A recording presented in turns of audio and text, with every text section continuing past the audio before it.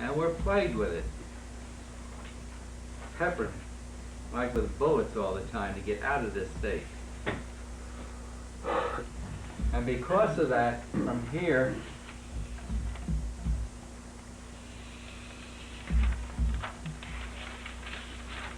we can go straight all the way back home when we so decide.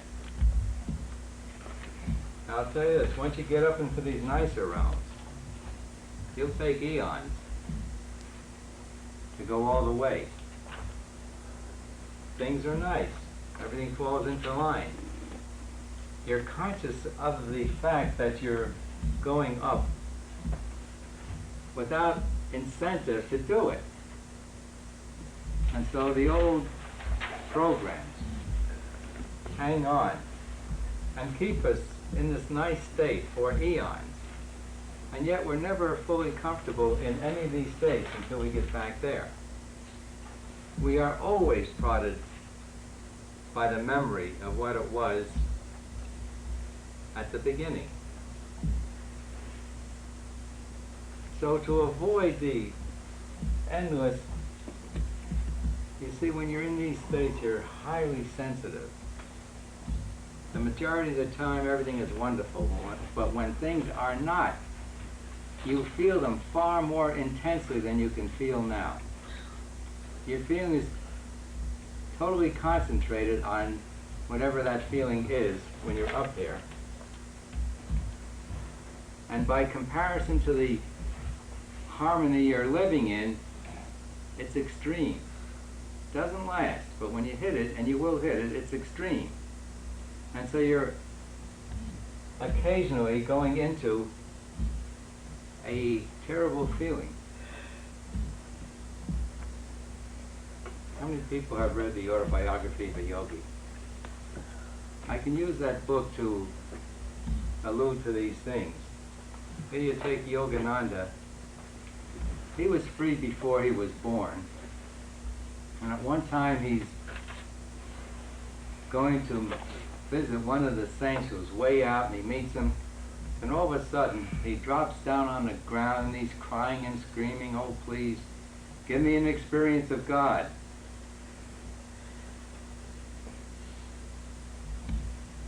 From the high state, when you go into that non-godly state, it's excruciatingly painful. He threw himself on the ground, was screaming, he was writhing with the agony of not being one with God. Those are the things we go through in these higher states. So what I'm trying to say is these states are awfully tempting. And as you move up, some of these characters will invite you into it. My recommendation is bypass it all. Take this. Get off the roller coaster. Go right back home. Being in the state we're in, any one of us can do it. Remember, that's the tremendous advantage of being here in the physical. We can go straight back home. You can do it in a few months, a few years, this lifetime, or many, many lifetimes. It's up to you. You make the choice. Now, the majority of people on this earth who do not have the Sedona method are going to take millions of years through the trial and error, through the hard way of smashing up everything to show us that it doesn't lie in things. I think you can see that as our trouble today. We have materiality. We were never so unhappy. Back in the days when I was a boy, a youth, hardly anyone had enough food. You can imagine that. We were doled out the things like fruit, desserts. They were expensive.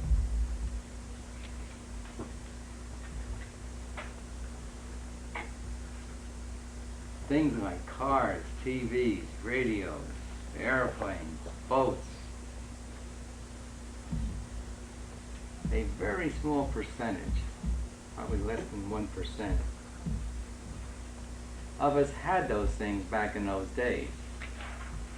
But today, everyone has more than what the wealthiest man had back then. And we think material things will bring happiness. And we still do. We still go after them.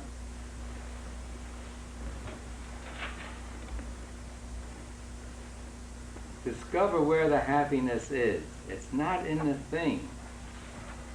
It's in letting go of the agony of not having it. Desire is an agony of lack. It's letting go of the desire for having it that momentarily quiets our minds. And at that moment, we're just being.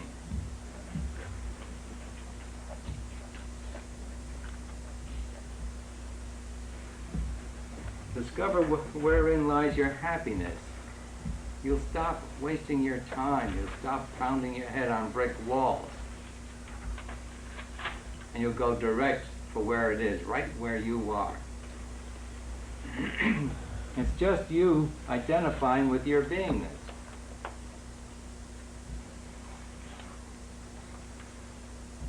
Can you see why I say it's simple? It's the simplest thing in the universe to be. You are. That's how simple it is. And when I say it's easy, what does it take for you to be you? Nothing.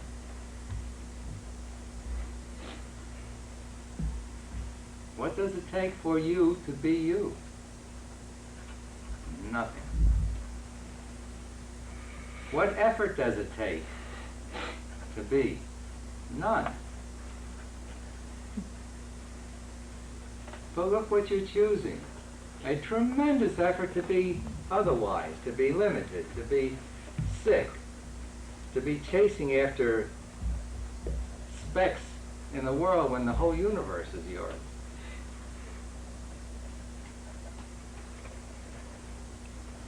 So it is simple. It's you, your beingness.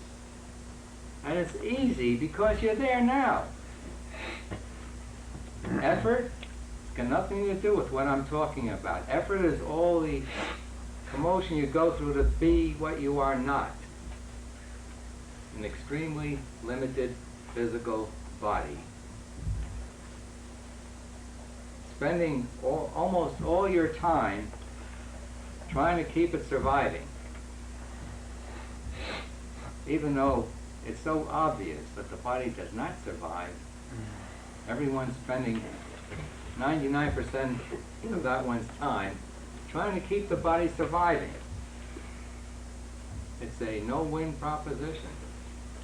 And still we go after it. You see how brilliant our minds are?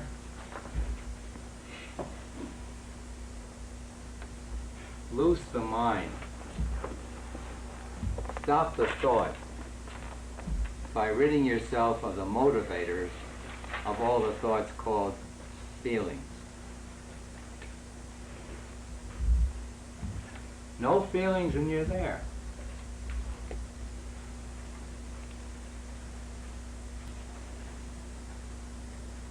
See how simple it is? Now when you so decide to let go of your feelings, it's easy. It's an accretion that takes tremendous effort to hold on to it. Become effortless right now and you're free. Let go of all your effort. Every ounce of it is trying to be limited, trying to be what you are not.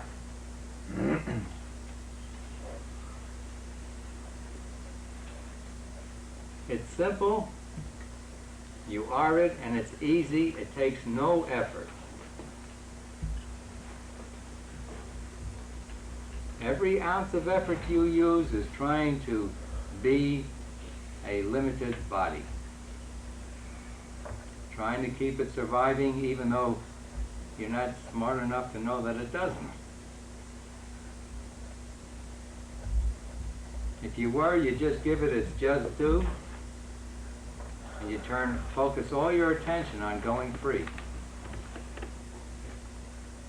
You would turn all your attention inward. Take all your joy from you, which is the only place where it is in the first place. So it's simple and it's easy. Everyone fights me on that. I think that's my biggest danger point. I think more people want to kill me because I say it's simple and it's easy than anything else. All right, what is it that wants to kill me? The ego. The ego, the effort, the mind, they're all one and the same thing. Ego equals mind, mind equals ego. You're so wanting to be a limited ego that when I suggest otherwise, you want to kill me.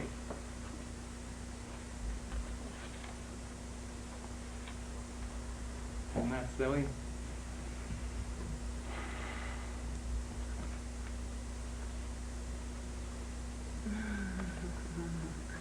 Not from the ego point of view. Well, I'll write it back. Ego, E must go.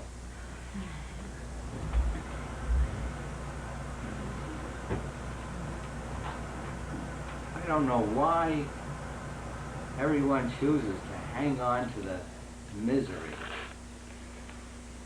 And as long as you're trying to get your joy from this world, for each ounce of pleasure you take, you get pounds and pounds of pain. For each ounce of pleasure you take, you get pounds of pain. Putting it another way, for each ounce of pleasure you take, you get pounded with pain.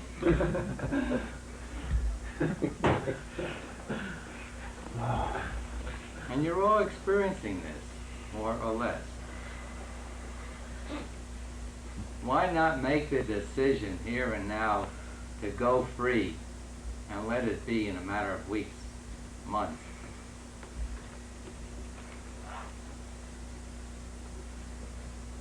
And then to bait you, I say, if you want to have anything without effort, if you're free. You want to do, you can do anything without effort, if you're free. So there is no giving up. There's only a taking on more and more and more until you're infinite.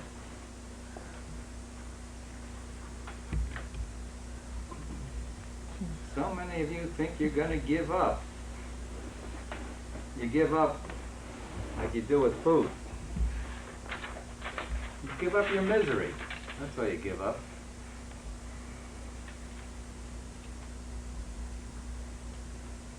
But you have not convinced yourself yet to what I'm saying now. Because once you do, it's just a matter of months. And you'll dump all the feelings and just be your beingness.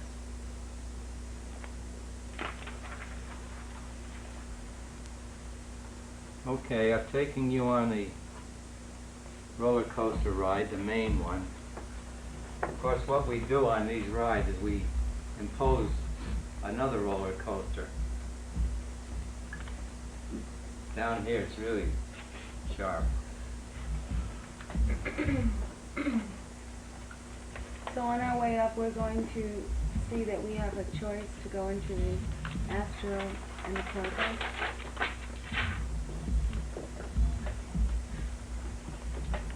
Can't you see it now? No. You don't think you have a choice? I mean, I don't know anything about the astral or the cosmos. I didn't experience that. It's all in the mind. You're experiencing both of them right now. When you have an idea and you see it through to completion the moment you have it, That's done by the causal part of you. When things happen immediately, that's done in the astral part of you. Like in a night dream, whatever you think is immediate. And when it takes time and years, you're in the physical.